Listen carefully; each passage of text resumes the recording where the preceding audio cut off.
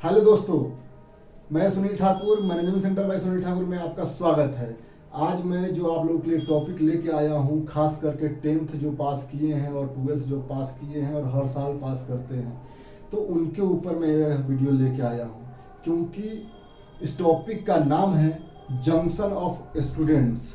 जी हाँ, जिस तरह से आपने कोई रेलवे स्टेशन को देखा होगा जहाँ पे जंक्शन होगा और वहाँ से 2 लाइन या 3 लाइन जाती है, उसी तरह से आफ्टर 10th और या फिर आफ्टर 12th स्टूडेंट्स का लाइफ इधर उधर जाता है। तो वहाँ पे बहुत सारे स्टूडेंट्स दिक्कत करते हैं। कोई कोई स्टूडेंट्स ऐसे होते हैं जो दोस्तों के साथ चले जाते हैं और अपने रुचि सब्जेक्ट यानी जिसमें उनको अच्छा ही लगता है पढ़ने में, उस सब्जेक्ट को छोड़ देते हैं।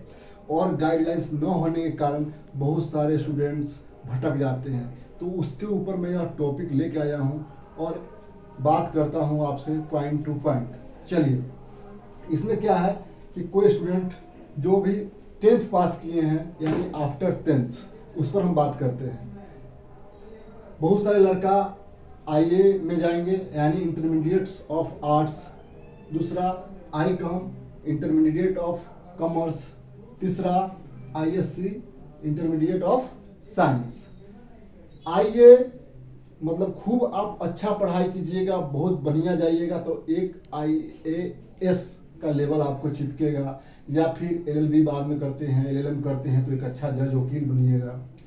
तो आप अपने रुचि के हिसाब से इस सब्जेक्ट को चूज करें। अगर आपको आईएएस बनना है तो आप आइए इंटरमीडिएट ऑफ आर्ट्स ले सकते हैं, कोई दिक्कत नहीं। और वही सब्जेक्ट सबसे बेटर होता है आईएएस के लिए। बाद में आप जा सकते हैं दूसरे सब्जेक्ट से भी, लेकिन सबसे बेटर जो होता है मैं वो बता रहा हूँ। दूसरा होता है I com intermediate of commerce. इसमें आप खूब बढ़िया कीजिएगा तो आईआईएम मतलब जो मैनेजमेंट होता है उसमें आपका सिलेक्शन होगा। उस कॉलेज में आप जाइएगा, वहाँ से पढ़ाई करके एक अच्छा लेखापाल बनिएगा और अच्छी चीज़ होगा। और आईकम एक बात मैं और बता रहा हूँ कि जो गरीब स्टूडेंट्स होंगे जिनको बहुत जल्दी पैसे की ज़रूरत है, जल्दी जॉब करना है, तो आईकम वो लेकर के अगर इंटरेस्ट होगा तो पढ़ सकते हैं। छोटा मोटा टैली का कोर्स होता है, वह करके किसी भी प्राइवेट कंपनी में आज के डेट में आप 15 से 20 हज़ार का जॉब ले सकते हैं। तो यह रास्ता बहुत अच्छा है एक आईकम का जो स्टूडेंट है, इंटरमीडिएट कॉमर्स का जो स्टूडेंट है उनके लिए। अब चलिए बात करते हैं आईएससी का, इंटरमीडिएट ऑफ साइंस। जैसे आप 10th पास करते हैं और आप साइंस चूज करते हैं तो साइंस में यहाँ पे 2 रास्ते आते हैं, एक बायोलॉजी के लिए आता है और एक मैथ्स के लिए आता है। तो आपको अगर इंजीनियर बनना है तो अच्छा आईआईटी कॉलेज चूज करना है तो आप मैथ लीजिए। दूसरा, आपको डॉक्टरी लाइन में जाना है, अच्छा कॉलेज चुनना है जैसे आईआईएमएस हो गया, तो उसके लिए आप बायोलॉजी लीजिए और खूब रगड़ के पढ़ाई कीजिए, खूब मेहनत से 2 साल ट्राई कीजिए। उसके बाद जब इसका फॉर्म आएगा नीट का या फिर जो इंजीनियर रिलेटेड है आईआईटी का जो सिलेक्शन होता है उसका, तो आप उसमें सिलेक्ट होते हैं तो बहुत अच्छा है। अगर आईएससी में अगर आपका बायोलॉजी है या मैथ है, दोनों में अगर सिलेक्शन नहीं हो पाया किसी कारणवश, मैं नहीं बोल रहा हूं, तो लोग क्या करते हैं कि यहाँ रास्ता बहुत ज़्यादा भटक जाते हैं। क्योंकि जो बायोलॉजी से 12th पास करते हैं, बहुत ध्यान से इस टॉपिक को आप सुनिएगा, समझिएगा।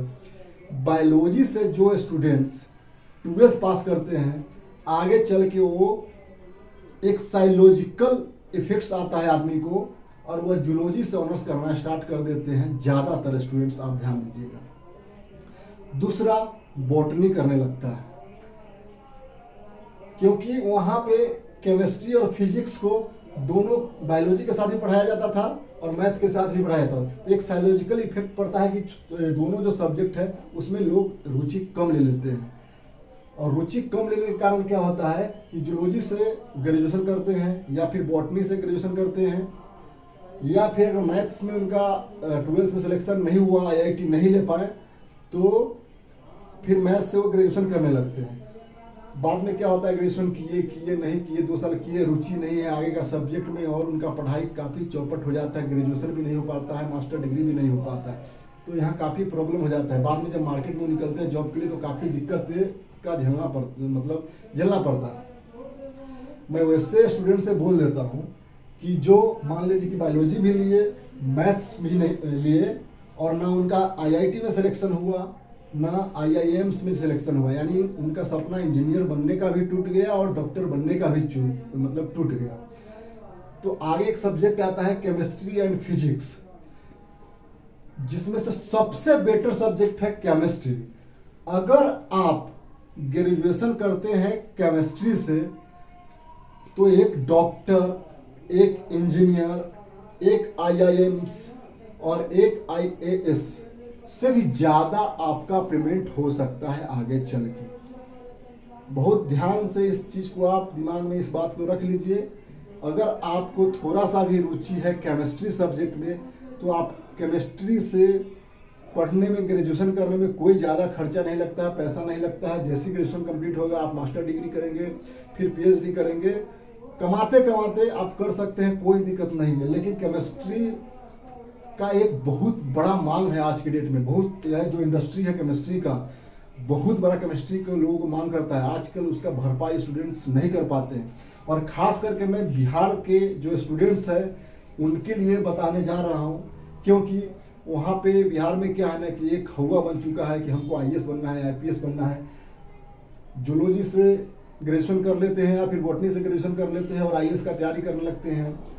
जो मैथ्स से यहाँ तक कि जो इंजीनियर बन जाते हैं वो भी आईएएस का तैयारी करने लगते हैं, और आईएएस बनते भी हैं, ऐसा नहीं है, बनते भी हैं।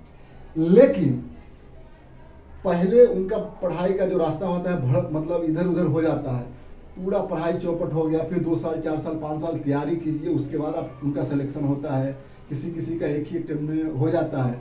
लेकिन मैं वैसे विद्यार्थी से कहने जा रहा हूँ, मतलब बताने जा रहा हूँ कि आपका एक गरीबी है, आप पढ़ाई ज़्यादा दिन नहीं कर सकते हैं, तो आप जल्दी नौकरी करना चाह रहे हैं तो आई कम, यानी आप कॉमर्स के फील्ड में जा सकते हैं। 12th कीजिए, 12th के बाद ग्रेजुएशन कीजिए कॉमर्स से, उसके बाद टैली का कोर्स सीखिए, जल्दी से जल्दी आपका नौकरी लगेगा। कोई भी प्राइवेट कंपनी में इसका बहुत ज़्यादा मांग है। 15 से 20 हज़ार आपका स्टार्टिंग जॉब होगा और एक अच्छा आप खर्चा उठा सकते हैं अपने परिवार के लिए। दूसरा, मैथ्स में और बायोलॉजी में अगर आप डॉक्टर नहीं बन पाते हैं और मैथ्स में अगर इंजीनियर नहीं बन पाते हैं तो यहाँ पे हरास मत होइए, अपने आप को उदास मत कीजिए। तीसरा रास्ता जो खुलता है वो केमिस्ट्री का खुलता है।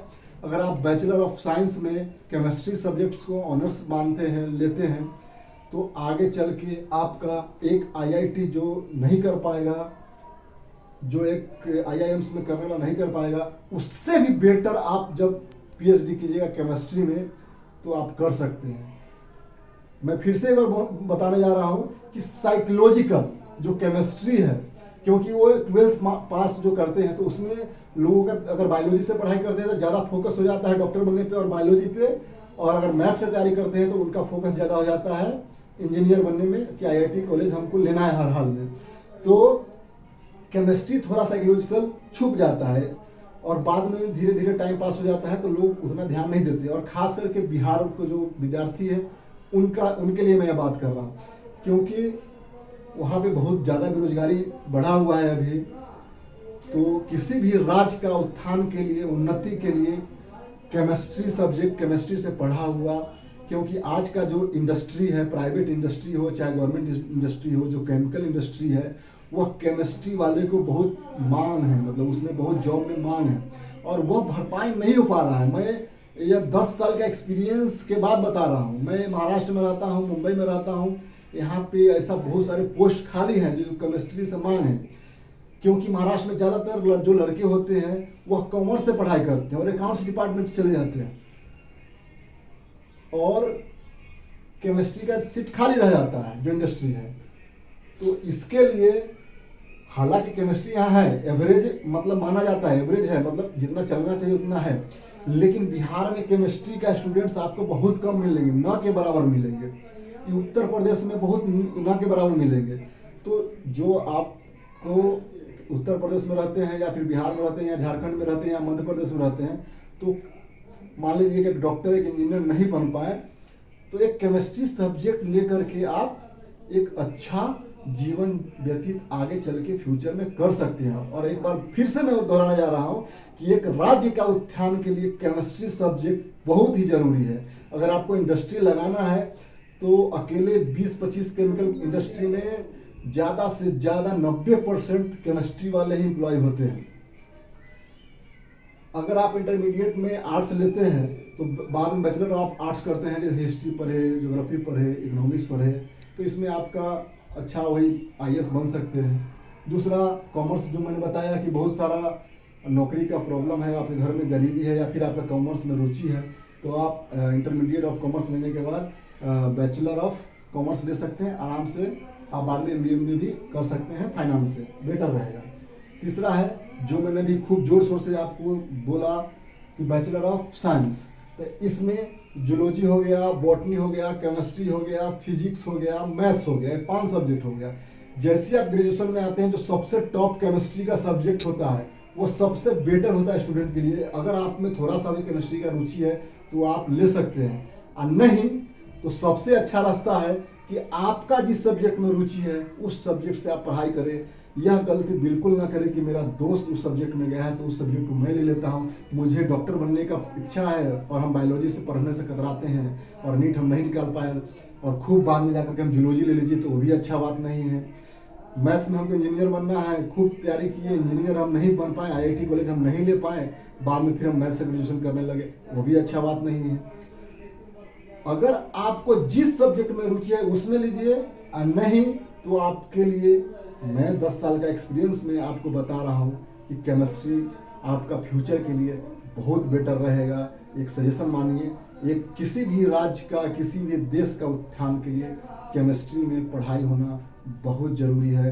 और वहाँ से ग्रेजुएशन कंप्लीट करके आइएगा तो एक अच्छा खासा आपका पैसा अच्छा प्राइवेट इंडस्ट्री में मिलेगा। वीडियो देखने के लिए बहुत बहुत धन्यवाद।